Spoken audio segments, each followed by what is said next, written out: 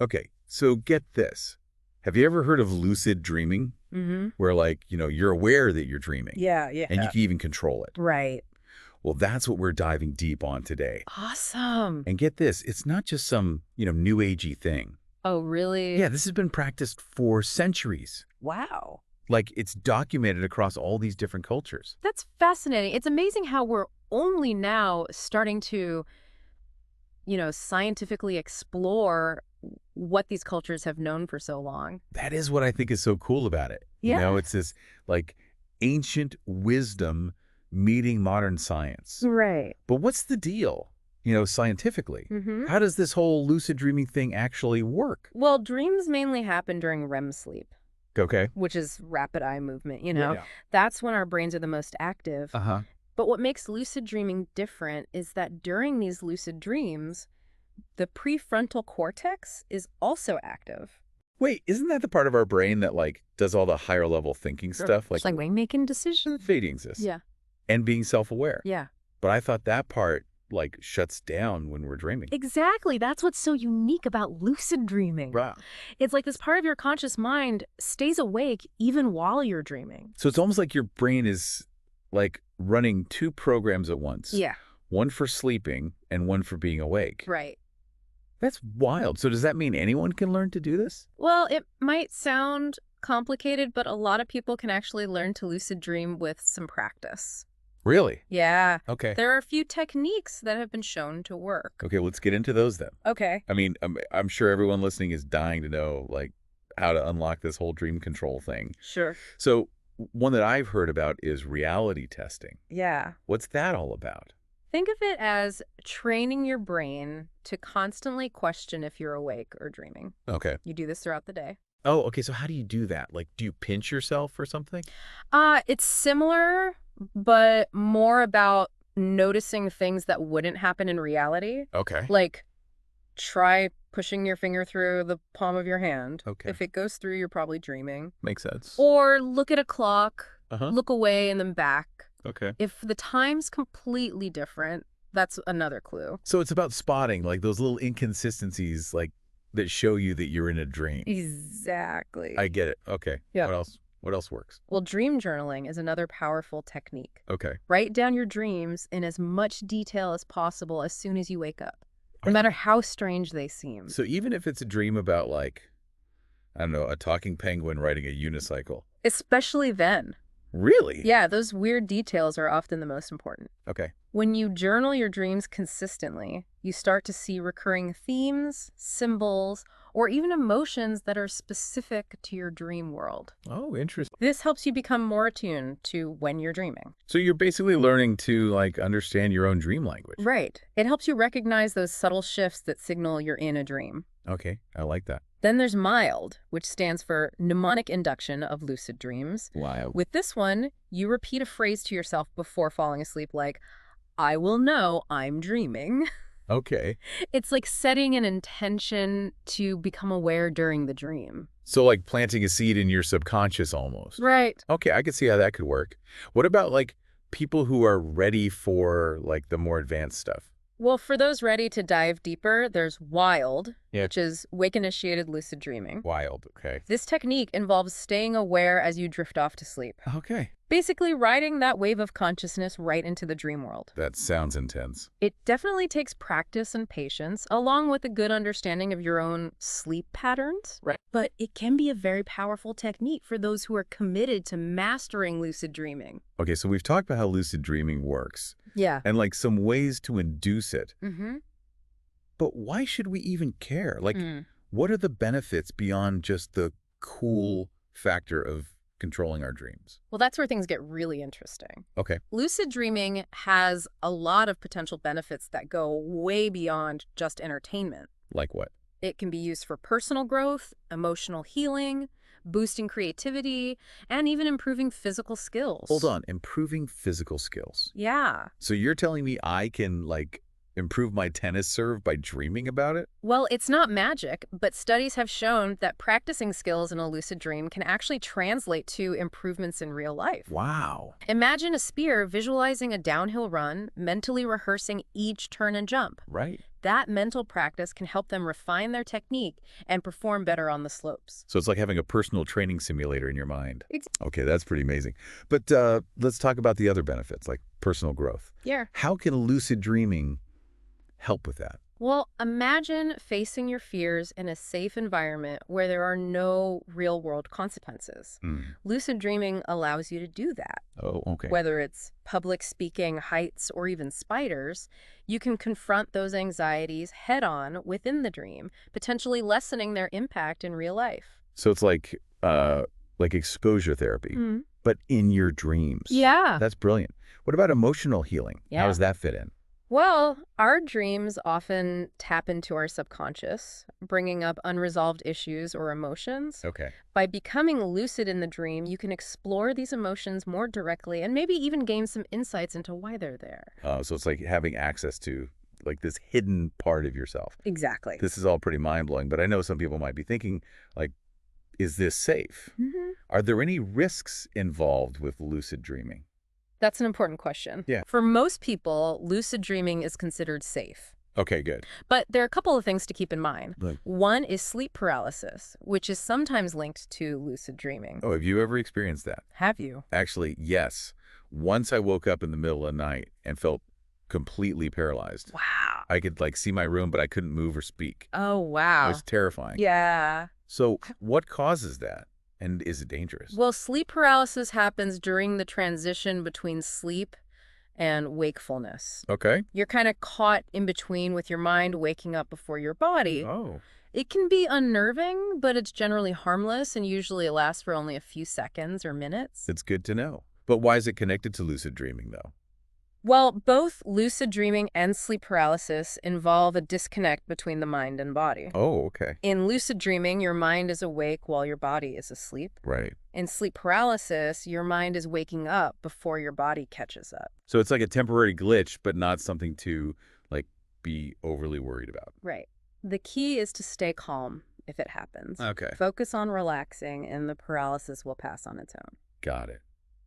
Are there any other safety concerns with lucid dreaming? Well, for the vast majority of people, there aren't any serious risks. Okay. However, it's always a good idea to approach any new mental practice with a degree of caution. That makes sense. And if you have any concerns, it's best to talk to your doctor, especially if you have any pre-existing mental health conditions. Good point. Yeah. It's always better to be safe than sorry. Well, we've covered a lot of ground in this first part of our lucid dreaming deep dive. We have. We've explored, like, the what, the how, and even touched on the why. Yeah. But there's still much more to uncover in this, like, fascinating realm. We've only just scratched the surface. Exactly. So stay tuned, because in the next part of our deep dive, we'll be exploring even more about this incredible ability to, like, consciously navigate the dream world. Sounds good. So, welcome back to our lucid dreaming deep dive.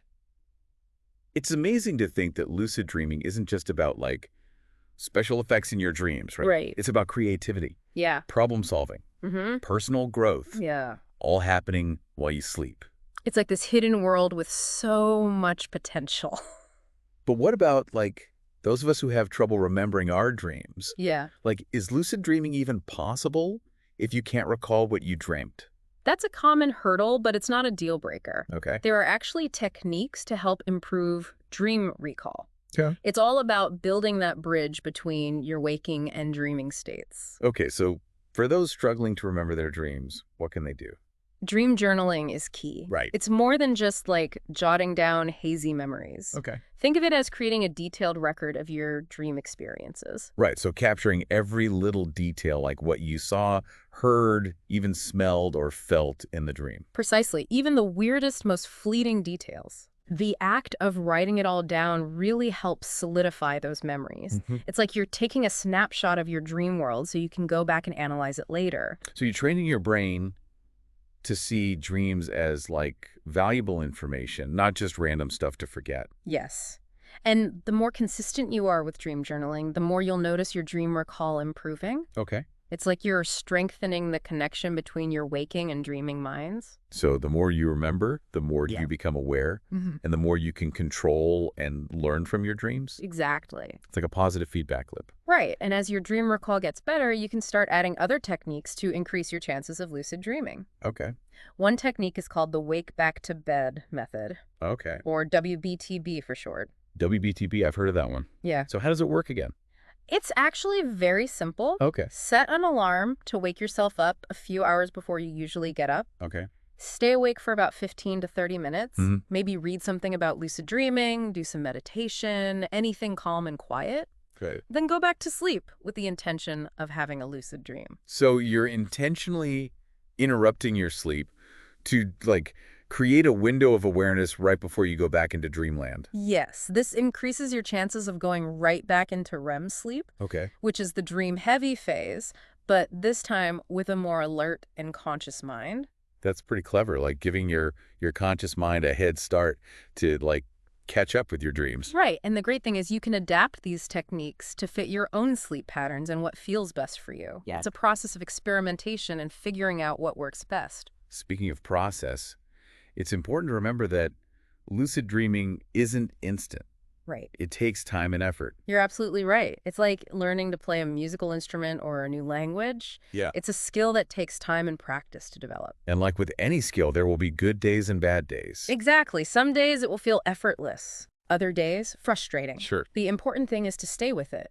Yeah. Embrace the journey, enjoy the successes, and remember that even the best lucid dreamers have nights where their dreams stay fuzzy and unclear. Yeah, it's a good reminder that even in the world of dreams, there's beauty in the unknown and unpredictable. And maybe that's what makes lucid dreaming so fascinating. Yeah. It gives us a glimpse into those unexplored parts of our minds, Mhm. a reminder that there's always something new to discover, Yeah. to learn, to Yeah. experience. We've talked about the science, the techniques, the benefits. Yeah. What else is there to consider in this world of lucid dreaming? Well, we can't forget the ethical side of things. Oh, okay. As with any powerful tool, it's important to think about how lucid dreaming impacts both ourselves and those who appear in our dreams. Right. It's interesting to think that even in our dreams, there are still, like, boundaries and responsibilities. Right. A key question that comes up is, do the dream characters we encounter have some level of awareness? Okay. Do they deserve our ethical consideration? Ooh, that's a big question. It is. It reminds me of, like, those discussions about artificial intelligence Yeah. and if they should be given rights. Right. Like, should our dream creations be treated with the same respect as real people? It's a question that philosophers and dream researchers are still debating. Yeah. There are no easy answers, but it's something we should keep in mind, Hmm. especially when those dream figures seem to have their own feelings, thoughts, and motivations. It's like realizing that even in our own dream worlds, we're not really alone, Right. and our actions can have an impact, even if it's just within that dream. Exactly. We also need to think about how we use the power of lucid dreaming. Okay. It has the potential for positive things like personal growth and healing, but it could also be used in harmful ways. Yeah. Even if it's only within the dream. It's like the classic saying, with great power comes great responsibility, even in the dream world. Yes, it comes down to each person approaching lucid dreaming with an awareness of what's right and wrong, Yeah. using this amazing ability for good, Right. both for themselves and those they meet in their dreams. Well, I'm ready to try this out myself. Yeah. Like, what final tips do you have for our listeners as they begin exploring this world of lucid dreaming?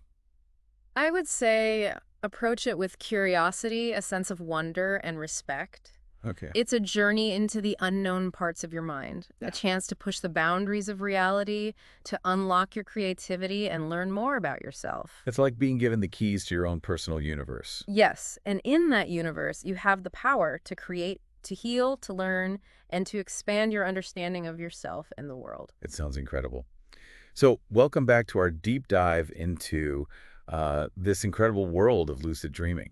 Yeah. And, we've covered a lot of ground, from the science, the techniques, Right. the benefits, Mm-hmm. and even, touched on some of the ethical considerations. Yeah. But there's one aspect we haven't explored yet, and that's this idea of using lucid dreaming for problem solving and creativity.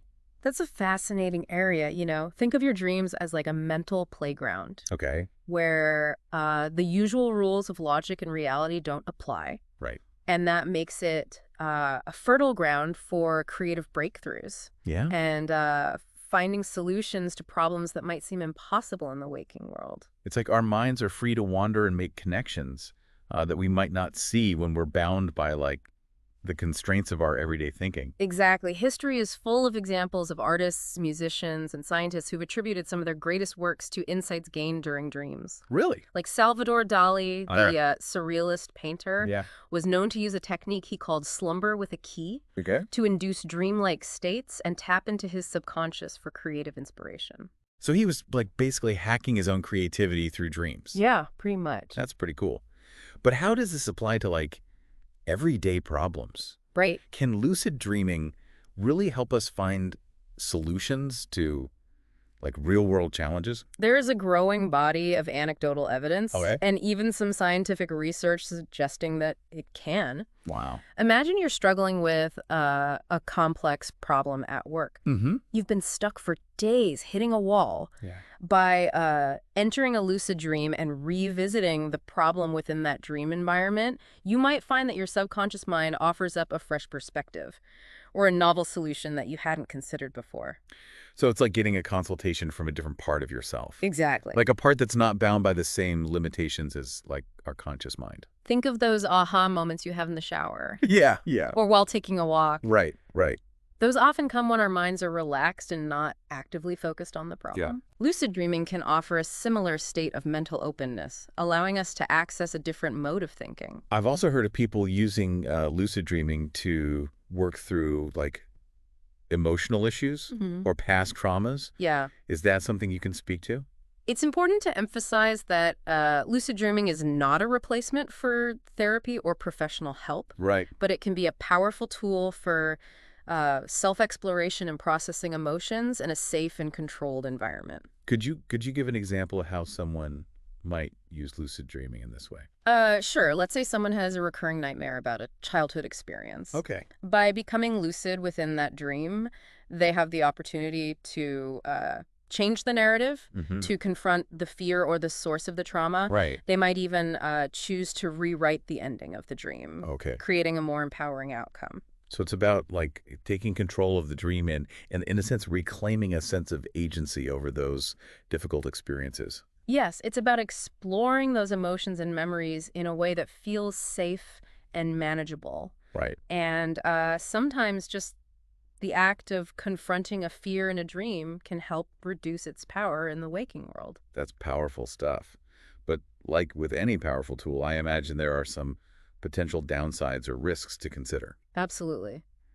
One concern is that lucid dreaming could become a form of escapism, a way to avoid dealing with real-world problems or emotions by retreating into a world of fantasy. It's like, you know, anything else, moderation is key. Right. Using it as a tool for growth and exploration, Yeah.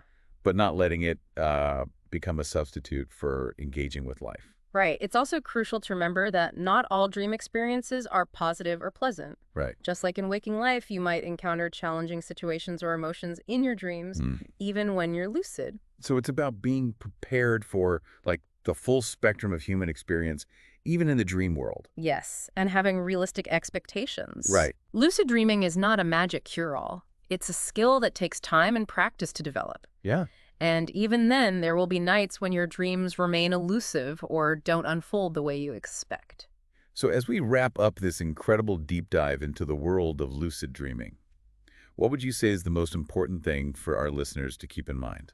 I'd say approach it with an open mind, Okay. a sense of curiosity, Yeah. and a healthy dose of respect for the power of the dreaming mind. Right. Lucid dreaming is a doorway to a world of infinite possibilities. Wow. It's a chance to tap into your creativity, confront your fears, explore your emotions, and expand your understanding of what it means to be human. It's been an amazing journey exploring this fascinating world with you. The journey's just beginning. Sweet dreams and happy dreaming, everyone. And that wraps up another deep dive